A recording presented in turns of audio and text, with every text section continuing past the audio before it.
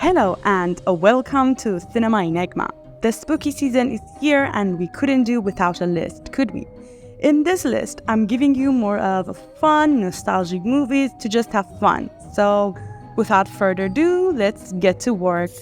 Coco. So, Coco, the family-friendly Halloween movie where the skeletons are lovable, the ancestors can hold a grudge, and a boy with more guts than common sense dives headfirst into the land of the dead just because his family said, hey, maybe put down the guitar for 5 minutes. Our kid hero Miguel is ready to risk it all because his family banned music generations ago, like he's in the 1800s or something. But this kid's got a dream and a questionable amount of guts. So he borrows a dead guy's guitar and boom, he's suddenly surrounded by skeletons who all look like they belong in a mariachi band. Basically, Miguel goes from grounded to grounded, if you catch my drift. Miguel isn't just brave, he's the kind of fearless that only kids with zero awareness of danger have. First thing he does in the land of the dead, he teams up with Hector, a skeleton who's about 90% charisma and 10% questionable decisions. Hector's that skeleton friend you want at your side. Kind-hearted, hilarious, and probably banned from a few afterlife cantinas. Together, they're on a mission to find Miguel's famous great-great-granddad, who may or may not be the world's best singer and worst family man. So let's just say Miguel's journey is part concert tour, part please don't let my ancestor kill me for breaking all the rules. Family reunions are awkward enough, but when your whole crew's got skeleton hands, you're in a boneyard of trouble. Then there's the land of dead itself, which is like if a Halloween party and a rave had a very enthusiastic baby. It's got all the charm of Dia de los Muertos, except with a way better soundtrack and more skeletons busting moves than you'd ever think possible. And don't get me started on the ancestors. These skeletons are sassy, passive-aggressive, and occasionally terrifying, just like any distant family. By the end, you'll be cheering, tearing up, and probably texting your great-great-grandma to say thanks. Coco isn't just a movie. It's a gut-punch reminder that family sticks around longer than anything, even after your dust and bones. So yeah, grab some tissues, call up your ancestors, and get ready to feel things. Because Coco is the only Halloween flick that will make you want to dance with your dead relatives and maybe even bring them back to life just for one more jam. Ghostbusters. Ghostbusters is hands down a must-watch for Halloween, and honestly, anytime you just need a laugh. And maybe a little inspiration to tackle the creepy things hiding in your closet. First, let's just appreciate that this movie gives us one of the most relatable professions of all time, ghost exterminators. Because what is scarier than the idea of a ghost casually chilling in your apartment rent-free? Enter the heroes, Venkman, Stans, and Spengler, scientists who get booted from their university jobs and decide, hey, let's start a ghost-busting business. Because if you can't get tenure, you might as well pick up a proton pack, right? This movie nails that classic 80s vibe with jumpsuits, over-the-top gadgets, and the kind of tech you'd expect to see on a late-night infomercial, but that somehow totally works. And can we talk about the cast? Bill Murray's Dr. Venkman is like the charmingly lazy guy who'd probably flirt with a ghost just to see if it'll buy him dinner first. He's sarcastic, he's got all the one-liners, and you're never quite sure if he's saving New York or just goofing off for the fun of it. Then there's Dan Aykroyd as Ray Stantz, the super enthusiastic ghost nerd who treats every slimy specter like it's Christmas morning. And Spengler? Let's be real, he's the only one actually taking the job seriously, while everyone else is busy cracking jokes or testing out gadgets that are way more DIY disaster than military grade. But seriously, they look like these three weird guys in high school that no one ever took seriously, and they turned out to be actually weirder than we thought. And honestly, it always looks like they don't know what are they doing, but they sure look cool doing it. Scary Movie. Scary Movie is the Halloween flick that treats horror like it's a piñata at a kid's birthday party, and believe me, it's hitting hard. Picture all the scariest movies you've seen mashed up into a giant horror smoothie, then add a double shot of slapstick, a gallon of irony, and just a sprinkle of actual plot. If you're a fan of movies that take themselves way too seriously, then this one's gonna give you a headache. The second this movie opens, you realize no classic is safe. Scream? Toast. The Sixth Sense? Reduced to rubbles. The Blair Witch Project? Lost in the woods. It's like horror itself showed up to a roast and accidentally sat in the front row. And yes, it's as chaotically hilarious as it sounds. And then there's the killer, who is, let's face it, about as terrifying as a kitten in a Halloween costume. He's got the slasher moves, the mask, the knife, but zero intimidation factor. Watching him try to take out our merry band of misfits is like watching a cat chase a laser pointer. It's chaotic, a little sad, and way too funny. Instead of running for their lives, they're roasting him like they're hosting a low-budget comedy special. And when he tries to keep up with them, spoilers, he can't. By the end, you're rooting for everyone, including the killer, to survive, if only so they can keep roasting each other for eternity. So if you want to spend your Halloween belly laughing at horror instead of hiding under a blanket, grab the popcorn and enjoy Scary Movie. The one horror film where the characters don't just break the fourth wall, they bulldoze through it, cover it in fake blood, and dance under rubble. Coraline. Alright, let's dive into Coraline, the movie that'll make you rethink every single secret door you've ever wanted to open. This isn't your typical animated flick. It's more like Alice in Wonderland meets the Twilight Zone with a dash of, why am I even watching this at night? Coraline is our fearless kid hero who stumbles on a portal to a twisted, alternate version of her life. She thinks she's hit the jackpot with fun, food, and parents who don't ignore her, but surprise, everyone's got button for eyes, and it's clear that things are gonna get spooky. Coraline is like that creepy doll your grandma gives you, smiling on the outside, but practically screaming "I'm haunted" on the inside. Our girl Coraline is everything you want in a kid protagonist. Curious, smart, and just the right amount of, I don't trust this, but I still look around. She's got guts, which is perfect because she's gonna need them when her other mother starts morphing from Stepford mom into spider-leg nightmare fuel. And this other mother? She's like the ultimate helicopter parent, but with detachable eyes and zero respect for personal space.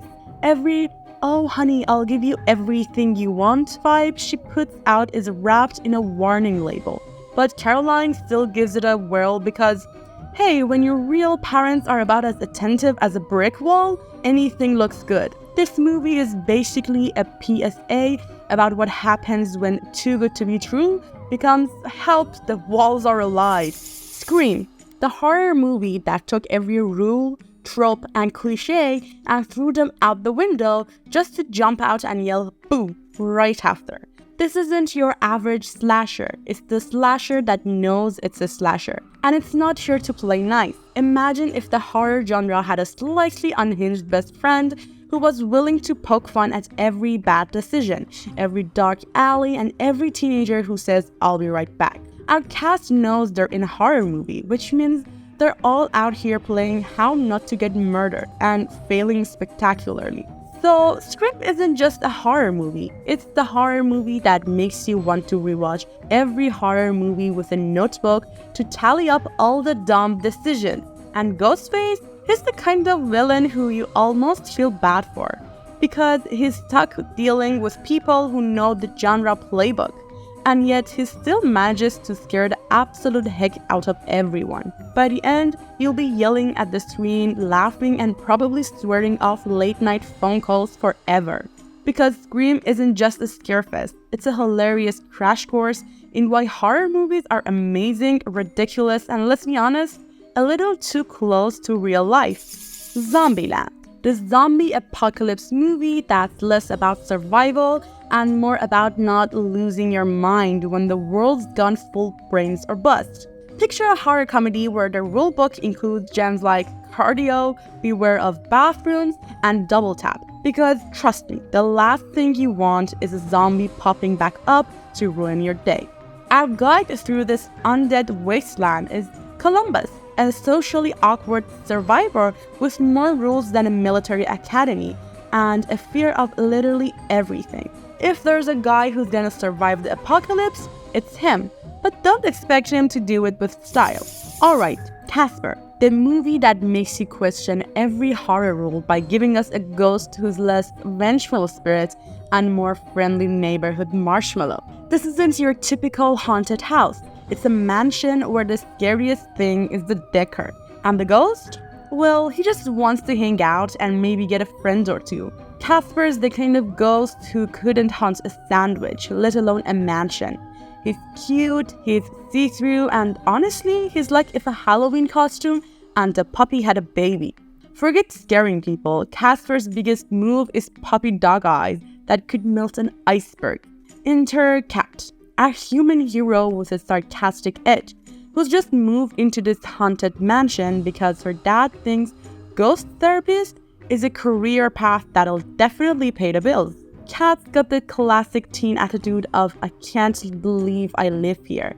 And when she meets Casper, instead of running away screaming, she just kinda goes, oh cool, a friendly ghost. She's so unfazed by the whole I live with a ghost now thing that you almost wonder if she's been through this before.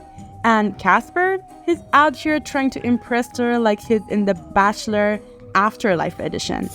Edward Scissorhands, the movie that's basically Beauty and the Beast if Beast had been built in a garage and came with a built-in weapon upgrade. Meet Edward, the gothic lawn tool with a heart of gold and a pair of hands that could only be described as knife blood cheek.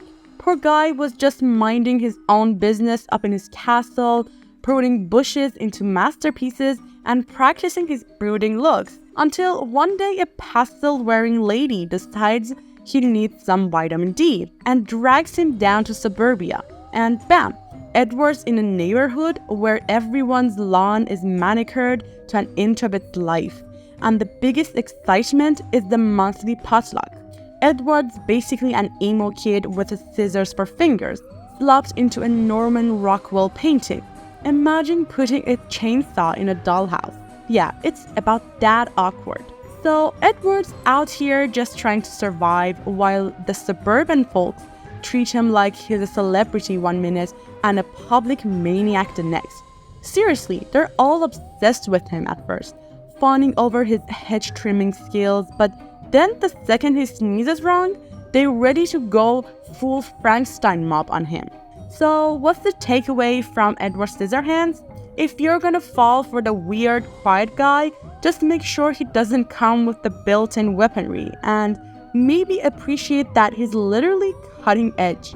Edward Scissorhands is a Halloween classic because it's one part fairy tale, one part gothic art project, and 100% proof that sometimes the guy who doesn't fit in ends up being the most memorable. Corpse Bride, the tale of a guy who's so bad at romance, he accidentally proposes to a corpse. Meets Victor, your classic Tim Burton hero.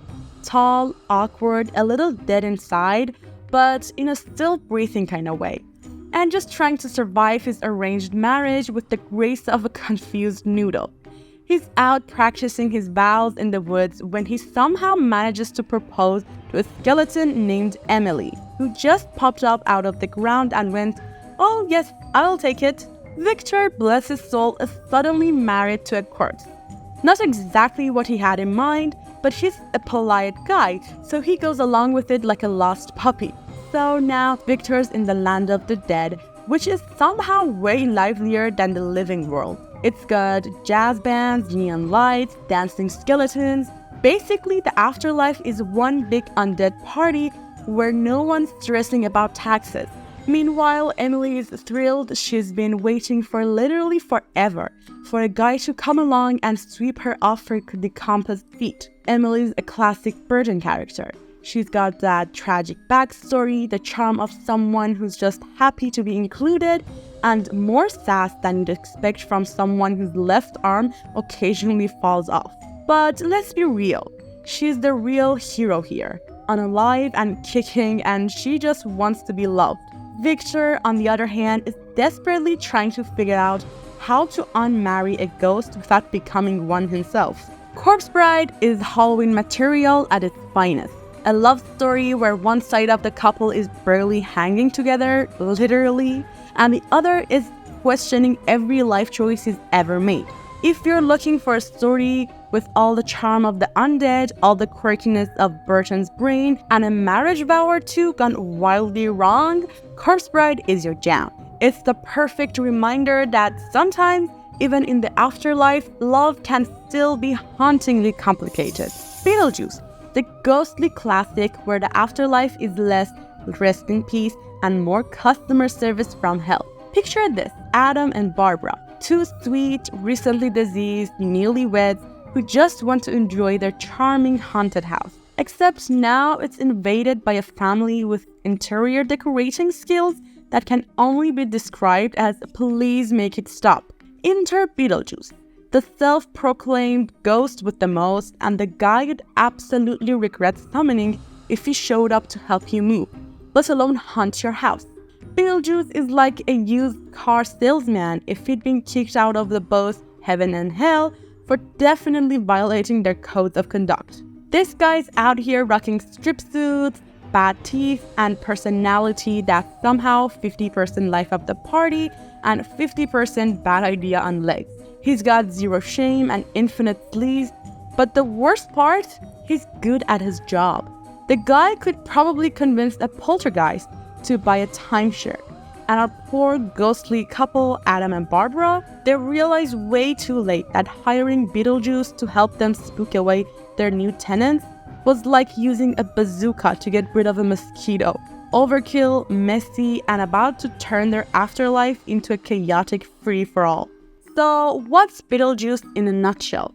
It's Tim Burton's fever dream of the afterlife, where ghosts file paperwork, hauntings require a handbook, and calling the wrong dead guy can turn your haunted house into a supernatural dumpster fire. By the time credits roll, you'll be half tempted to chant Beetlejuice 3 times just to see if he shows up, and half terrified he actually would. It's a Halloween staple for a reason.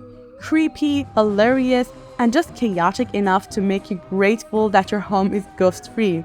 At least as far as you know. Here was a list of movies you could watch in the spooky season and just have fun. Please do tell if you like other movies to be in the list. And please, if you like the video, subscribe and share your ideas in the comment section. And don't forget to hit the like button.